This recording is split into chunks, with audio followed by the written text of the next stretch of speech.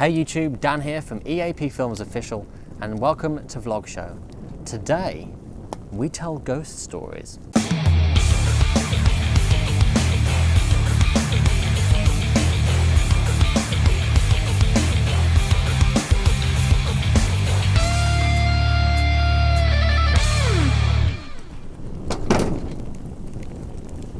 It was around when my mum was probably in her teens, and she was babysitting one night, and my nan had gone out somewhere, probably to play bingo or something, and mum was in the lounge with whoever she was looking after, and I'm not quite sure what alerted her to something, but where she was, maybe it was just in the mirror or something, I'm not really sure now, but in the hallway you could see the stairs, and she swears that she saw something like a shadow of what only can be described as a rock type of shape, just kind of weird sort of shape, just moving slowly up the stairs. And she was that scared of what it is or what it was that she opened the window in the lounge, jumped out and ran off down the road. Jumped out the window? It's the lounge, it wasn't like she's on the second floor.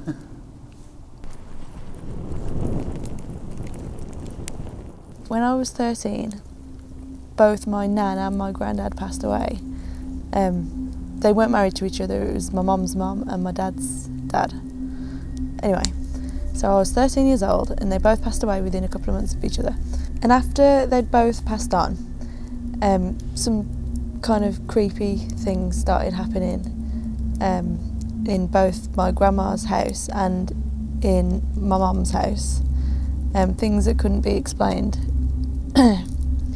such as my mum walking into the room and the telly was off, and then all of a sudden the TV turned itself on.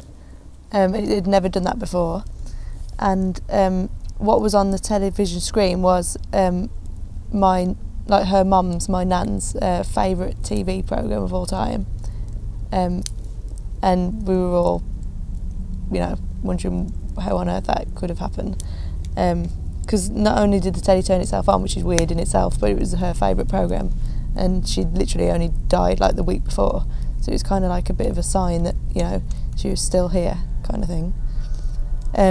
But then even weirder was that it happened again, but not to my mum, it happened to my grandma, my dad's mum, and her television was like an old one, so you'd probably expect it a bit more, but even so, her telly turned on itself, and on the television was my grandpa's favourite programme of all time. I see you've had the two so then sides of it. How do you explain that it's happened to both sets of kind of grandparents' families within like a week of each other? So that was a bit strange. But then another kind of scary thing happened when my grandma ultimately passed on when I was about 20. Was I 20? About 20? Ooh. And that was when I was about 24, so it's about 10 years later. And me and my mum had to go to her house. She had a big, massive house, like a 4-bedroom detached, but beautiful house in the countryside. And it was full of so many different trinkets and things she collected over the years and all sorts of stuff you wouldn't believe. And we had to have the job of obviously packing all the stuff up into boxes and sorting out a house ready to sell it on once she'd died. And while we were sorting out some of the items in her bedroom, we came across obviously all her belongings, and within the belongings, when we were packing them into boxes, we came across like her favourite bag, and we left it on the bed. Decided to have a break sometime after, because we'd been packing her stuff up all day. So we went downstairs to have a cup of tea and a biscuit, whatever. Go back upstairs and the bag isn't on the bed anymore. And we thought that was a bit weird, but like I don't think we told each other that we'd noticed or whatever, but we probably thought the other person had moved it, whatever, or packed it. But then later on in the day, when we went back downstairs into a different room, the room that was next door to the kitchen, the bag was on the floor, and neither of us had put the bag on the floor, and it was only me and my mum in the house. So that's another unexplained, like, how did it get there type thing. It was a bit spooky.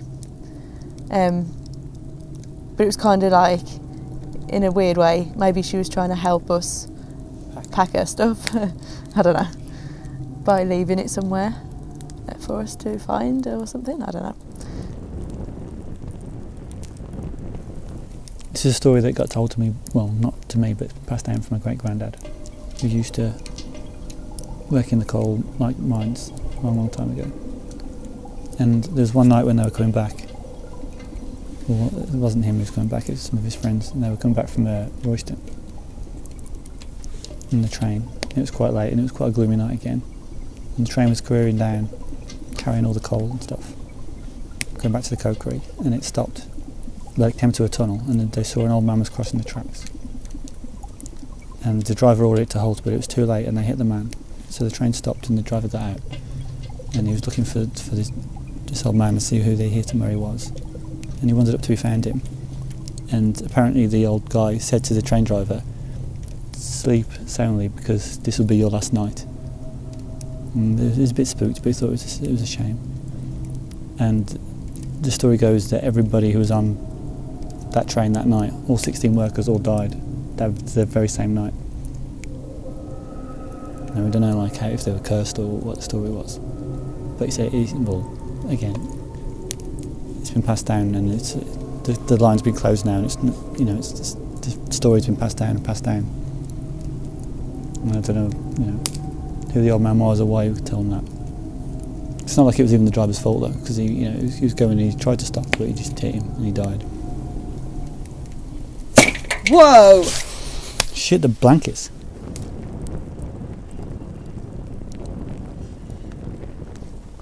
My next story revolves around my cousin, I think it was.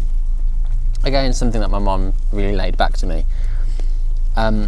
He was a baby. He was probably like, you know, less than one or something. And I think consecutively over like several days, or I don't know how long, but every night he'd just wake up in the night and start crying. And every time they went into the room, he'd be pointing, like screaming, pointing at the wall ahead. And they just thought maybe he wanted to sleep over there. That's why he was crying. He was just, you know, he couldn't really relay what he was thinking or seeing or hearing. He just, you know, he was upset that he wanted to be over there. So they moved his cot to that wall, and that night he woke up again crying. They went in and he was pointing behind him like that at the same wall, which I thought that was quite creepy.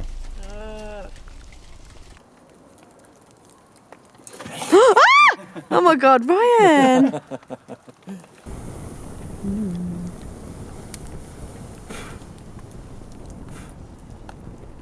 I may have cooked him too much. This one also involves my nan and granddad, and this is one that my nan told me. It was just any ordinary day, and like any ordinary day you always have a routine, you know, what you do in the morning and that sort of thing. And my granddad got up to go to work, so he goes downstairs, makes himself a cup of tea or something, breakfast and that, and he just catches a glimpse of my nan walking past the door, and he asked her if she wants a cuppa or something, or maybe he just made one because he always makes one anyway. But he saw that she was up, so he started making a cup of tea, and he went into the next room to give her the tea, and she wasn't in the room. So we thought it a bit strange. So we went upstairs to see maybe she'd slipped back upstairs for some reason, or, you know, gone to the bathroom or something, and she was still in bed asleep. Who walked past? No one knows.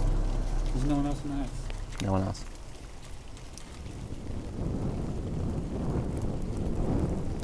So that was our scary ghost story time. I hope you haven't been too scared watching this. Thanks for watching anyway. Don't forget to like, share and subscribe. And we'll see you next time.